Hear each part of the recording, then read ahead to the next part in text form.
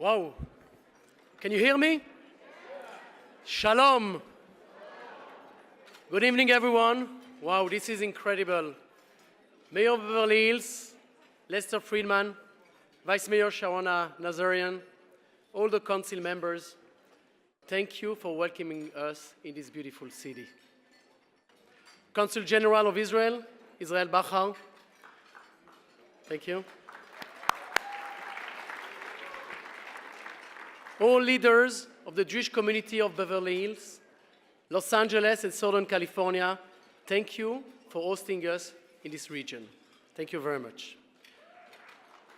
But most important, mayors and municipal leaders from across the United States, we haven't mentioned yet Canada, welcome to the 2024 Summit Against Anti-Semitism. Welcome all. Tonight, in this room, we have representatives of over 200 cities, all united in one cause, protecting their Jewish communities and removing anti-Semitism from our streets. I can't go over all the names of the city here, it will take a lot of time, but we're going to mention a few states with representatives. The great state of California, you have cities here?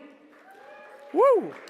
We have cities from Georgia, Virginia, New Jersey, New York, Ohio, Michigan, Illinois, Kansas, Missouri, New Mexico, Utah, Oregon, just to name a few. Who did I miss? Which state I miss? Whoa! Thank you all, that's amazing. Think about it for a second. But my friends, it's been a tough year for the Jewish people. We witnessed our synagogue attacked. Schools and community centers under threats. Our elderly have been assaulted, students intimidated, kids harassed. And it's happening every single day in America. We are 80 years after the Holocaust. And here we are again. We witness a level of anti-Semitic incidents we haven't seen since the Second World War. I was myself born in Belgium. My grandparents were Holocaust survivors. They saw firsthand what happens when hatred turns into action. They saw the consequences of unchecked anti-Semitism. This year, my life-surviving grandfather passed away. He was my rock. He survived everything, the Holocaust, 5 cancer, COVID-19 at the age of 90, and he left this world worried about its future. He was worried that we couldn't keep the promise the world made to him, to every single Holocaust survivor and to 6 million Jews that perished in the Holocaust by the Nazis and their allies, the promise of never again. He passed away when anti-Semitism was rising. When Israel, the only Jewish state in this world, was under attack on all its borders. At that time, 131 hostages were still in Gaza, in captivity. 100 are still there today. He received daily updates from his great-grandchildren in Israel, my children. They were running to the bomb shelters at the age of 5, Ari, the age of 3, Daniela, and Jonathan, 1 month old, running to the bomb shelters. My grandfather didn't survive the Holocaust to see his great-grandchildren hiding in bomb shelters.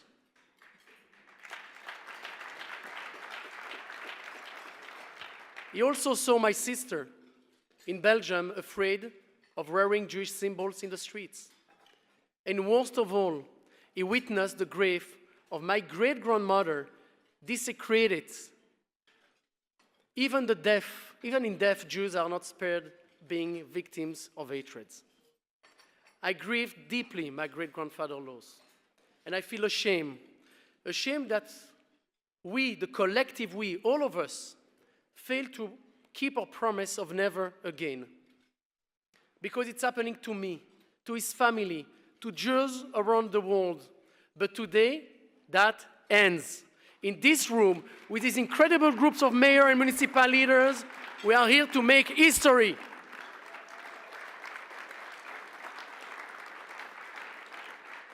We are here to push back, to say loud and clear, never again. And I want to hear to this room to say it, never again. Thank you.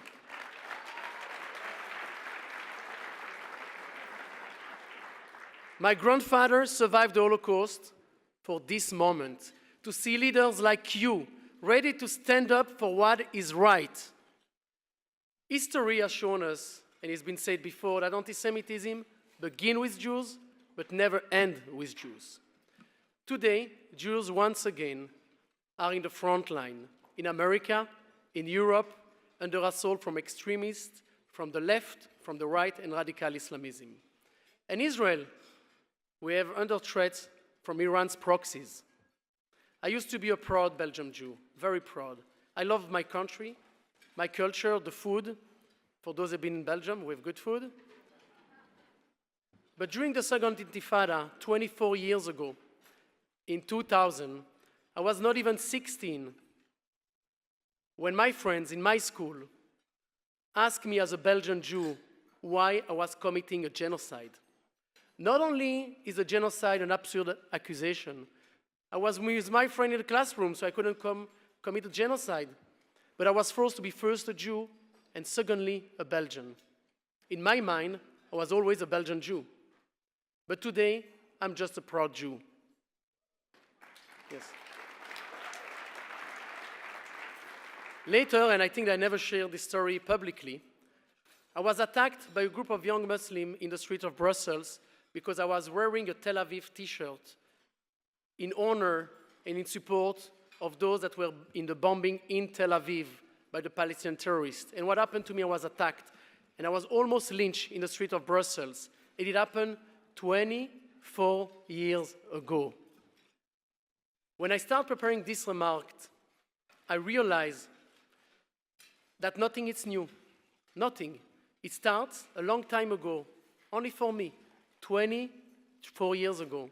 But people were not listening to us then, and some are not listening to us again today. And what did I do to deserve this? Nothing. Just like the Jews in Amsterdam a month ago, in New York every day, in Los Angeles, in Berlin, in Paris, or in Tel Aviv, in Israel, we are targeted only simply because we are Jewish.